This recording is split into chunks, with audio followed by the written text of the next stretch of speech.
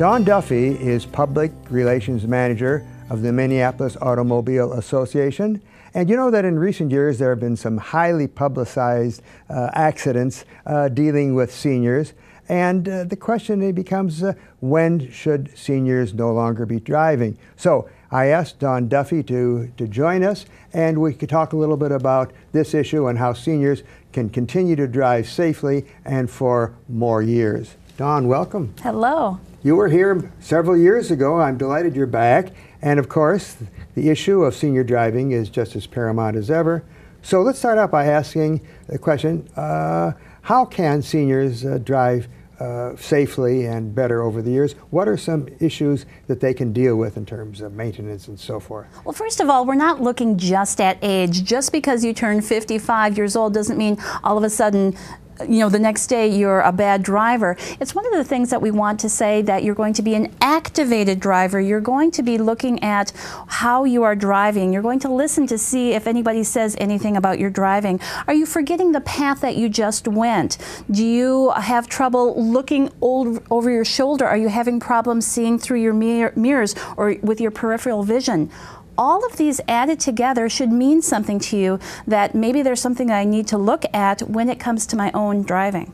I'm going through some of the literature of AAA, and we're talking about such matters as checking our vision, checking our medical records to be sure that we can drive okay, things like that. Well, let's start with vision. 85% of our senses are going to be coming through our eyes when it comes to driving. And so one of the things that we want to think about, for example, is with our mirrors. There are a lot of blind spots when it comes to just using the rear view mirror and then the two side mirrors. One of the things that we recommend to make sure that we can eliminate as much of the blind spot as possible is to get a clearer view all the way behind you. And here's a simple tip for you.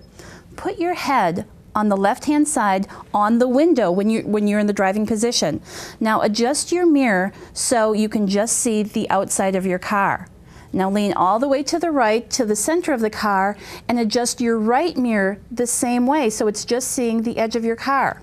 When you sit in your normal driving position then, with your left mirror, your rear view mirror, and your right mirror, you're going to have a complete view with minimal hidden spots to help you drive better. That is one thing that you can do to help you be a safer driver. Marvelous. That's a great tip. Medical is always an issue in terms of making sure that your drugs are not interfering with your driving. It seems that as we age, we seem to have more medications, and those can affect a number of things, including our vision, like we just talked about, but also our reflexes. For example, you're going to need to stop. What if you're driving down a residential road and a ball or a child comes between two parked cars? How are you going to react, and what is the speed of that reaction? So definitely talk with your doctor about what the side effects are of medication, because it definitely can affect your vision, your reactions, and also your perception of what you see on the road. How about, that deals with very effectively with medical. How about just going to your car dealer or garage to make sure the car is okay? What should you check on? You know, this is one area that's very easy. You don't have to guess how to take care of your car. Everything is right in your glove compartment. Just pop that open, take out the owner's manual, and the manufacturer has recommended what needs to be done when it comes to maintenance. Now, if you feel comfortable doing that, that's great, but I don't, so I take it to a facility that can do it for me. We've got a video that gives some of the definitive things that I'm anxious for the folks to see. I appreciate your comments very much. Now, let's take a look at this video. Travel in well-lighted areas when possible. Make sure that your headlights are clean so that you can get as much light on the road in front of you as possible. Keep the windshield clear, both inside and out, to reduce glare. Finally, avoid driving at night in the rain or other foul weather. Glare from wet pavement and poor visibility caused by rain or snow are really tough on older eyes. Oh, and here's a little bonus tip I learned from a fellow I play cards with. Keep a squeegee in your car. Taking a moment to clear all the windows of your vehicle of rain or dew before you get behind the wheel can make a tremendous difference in your ability to drive safely, day or night. Good idea, Bob. You know, another important change in our vision occurs with our peripheral vision. When we're younger, while looking straight ahead, we can still see objects to our far left and right. As we age, that ability decreases, and our field of vision becomes more narrow. The simplest fix is to take a more active role in your driving by scanning the road for potential hazards. Move your head and your eyes and practice using your mirrors. Big, wide side view mirrors on both sides of the vehicle, combined with your rear view mirror, can keep you informed as to traffic and obstacles all around you.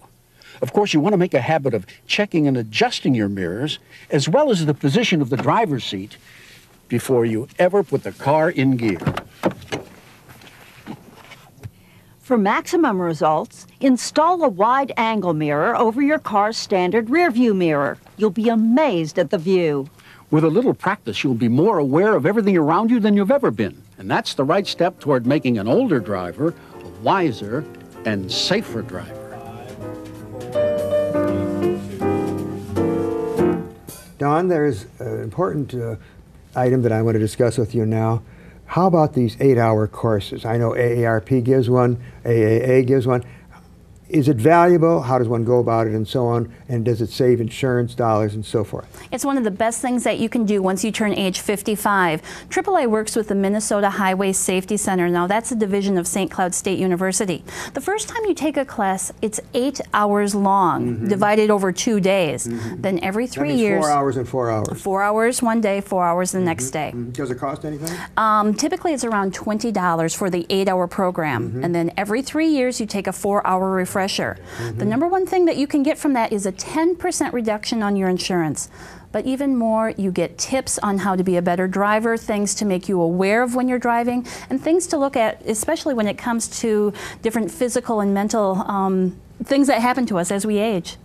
Now, we were talking about the AAA course. AARP also has a similar course, and there are all sorts of places where you can do this. I know that you do it near your location, but throughout the Twin Cities, AAA gives courses, AARP gives courses. So my final question would be, if they're interested but don't know exactly how to proceed, can they call you to get some assistance? I would be happy to talk to anybody who has questions, whether it's what is taught in the course, when are the schedules, what is by my location, where can I go, what time are the classes. They're held all over the entire state. We have so many here in the Twin Cities, morning, afternoon, nights, and weekends. There's definitely a class for everyone.